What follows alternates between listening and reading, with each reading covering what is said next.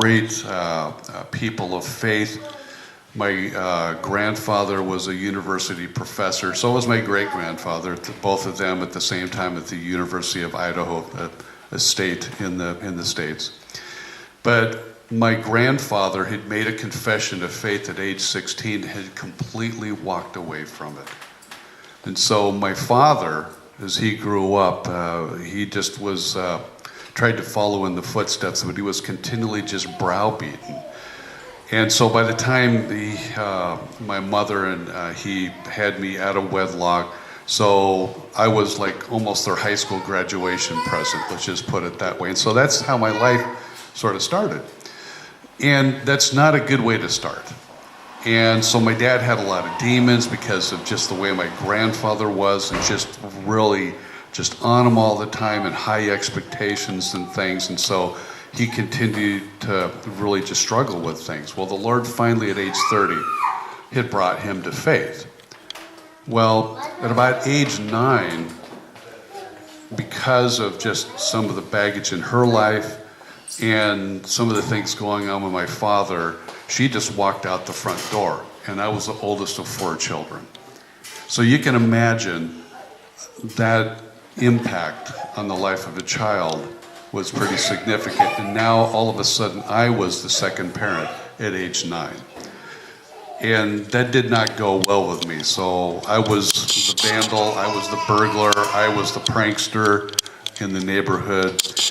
And any time that there was anything of faith ever brought up, I just thought, that is a crutch. Who in the world needs something like that? I mean, really? You guys are that pitiful where you are having to rely on something that's invisible. That's pathetic. So as like I said, my dad about 3 years later, so for him about age 30, 31, came to faith. And so he decided that he needed to be dragging me along to all these church meetings. And one of those was a Saturday morning meeting in a Methodist church, and it was a big movement in the early 70s called the Lay Witness Mission, where it wasn't pastors, it wasn't priests, it was people like us that were just bringing their friends in on a Saturday morning and just having the same type of conversations. So they go ahead, they have the worship, they have a couple of opening comments, and then they break people out into groups. And all of a sudden I find I'm in a room about this size with 30 people that are my age. So the leader is saying, hey, welcome, it's great for you guys to be here, and we want to celebrate life in Jesus. And so why don't we do this? Why don't we go ahead and we'll start off with what Christ means to you in your life. So the guy facilitating this is like at the 12 o'clock position. I'm at the 6 o'clock position. And here I'm seeing all these 10, 11, 12, 13-year-olds talking about how great Jesus is in their life. And in my brain, I'm thinking, you're a loser. The next one, you're a real loser. And just this real, I'm like, I cannot, how in the world did I get in here? I am ruining a perfectly good Saturday in November. And then I start thinking, they're coming to me. What in the world am I going to say? So it was one of those things that, it finally got to me. And I just like, guys, I don't know what to tell you. I'm not buying into this stuff. Really? I think you guys are a bunch of losers. Okay? I'm thinking if you got to depend upon an invisible God, there's a real problem with you. And I really feel sorry for you guys. Okay? And I'm not typically a real, especially at that age, a vocal person. I was very, very bashful. But I had it up to here listening about this Jesus stuff. So the facilitator decides, you know what? Do you mind if we pray for you? And I'm going like, whatever makes you feel better, go for it. Okay? So I didn't know what they were going to do was circle around me, put their hands on me, and I'm going like, what in the world? These guys are not just losers, they're weirdos. So they go ahead and they put their hands on me, and I'm telling you, it is like a lightning bolt from heaven went from the top of my head to the toes of my feet. It reminded me, obviously I didn't know at the time, but of Paul's conversion on the Damascus Road. And the Lord immediately made himself known, and he says, I am real. I am God. I am your Savior. It was just out of nowhere. I could not believe what was going on. So at the age of 12, I came to the Lord.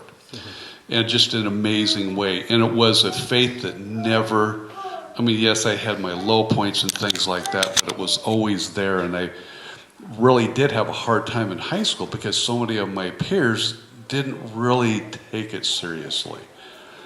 And at about age 17, I was just really seeking God for what is my purpose in life? What do you want me to do? Those types of things.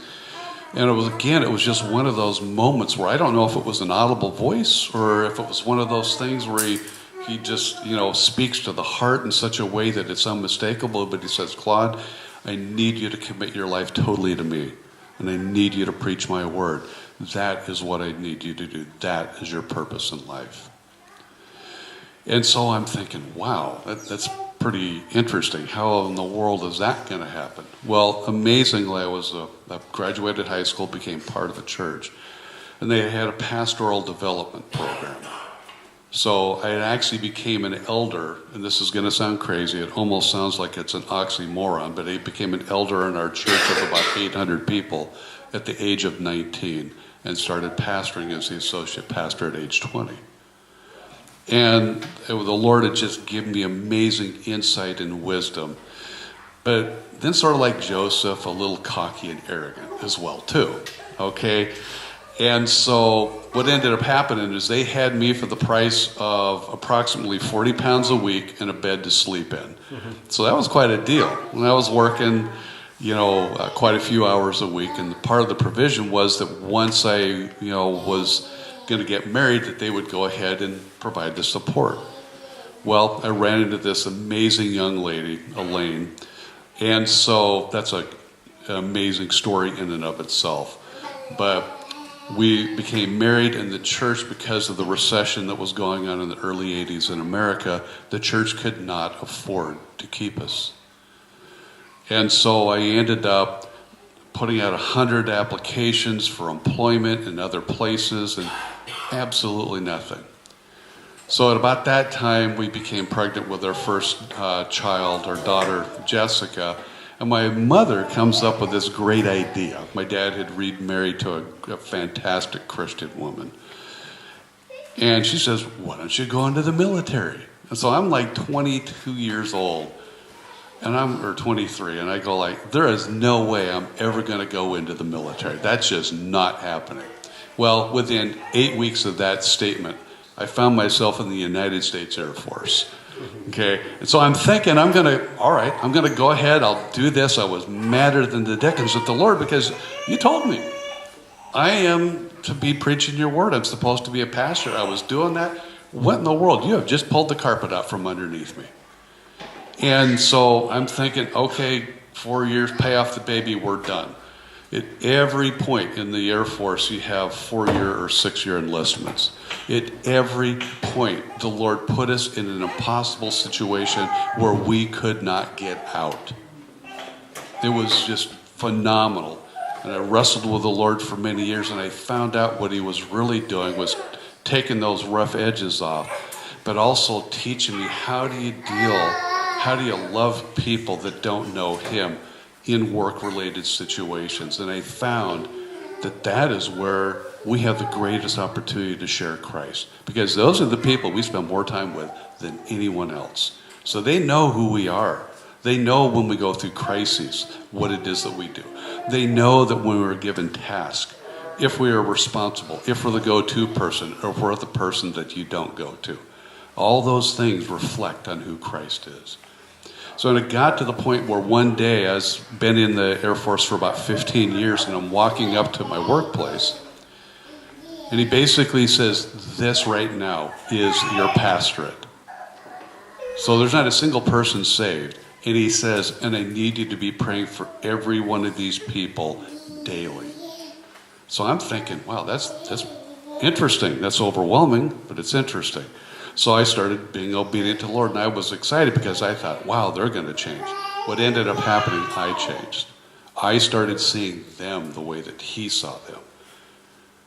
Lives that were broken, lives that were desperate, lives that were in need of someone that cared for them and loved them as Christ would. And it was amazing over the years, the transformations that ended up happening. So long story short, I ended up in the Air Force for 35 years. Yeah. And I'm like, man, things are going great. We're having almost like Bible studies every day at lunch hour because of people that are having questions.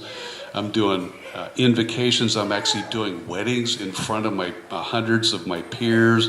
I mean, it's just amazing the things that you just normally can't do, God was doing. And so the position at Grace came up, and I've been a part of Grace for a lot of years. I've been an elder, and the position at Grace came up. And the Lord basically says, I need you to take that. And I'm like, Lord, I'm pretty darn happy where I'm at. I'm doing real good. And he basically says, okay, you can continue to do that, but that's just you.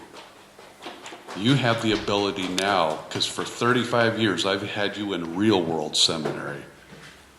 You can actually teach people how to duplicate that. So it's your choice. Well, it was one of those rhetorical, your choice that was not really a choice. But what was really interesting is we go through the process and everything that the Lord had brought to my mind after I came on board on staff as the associate pastor at Grace a little over 2 years ago, that it was exactly 40 years to the month that he had told me as a 17-year-old that I was to actually be in ministry and to preach his word. So what's amazing is this and some of the things that have come, and I'll share a little more later on the reason why we're here, because it is definitely tied to that testimony as well too. And the one thing I tell people this, having a testimony of what the Lord did to bring you to faith is one thing, but we're to have living testimonies. What it is that he has done recently in our lives is more important and more relevant to the people that we're dealing with on a daily basis. It's great to have the testimony, but what's the testimony in your mouth today? What has he done this week in your heart and in your life? That's when we see life being able to be communicated to people that don't know him.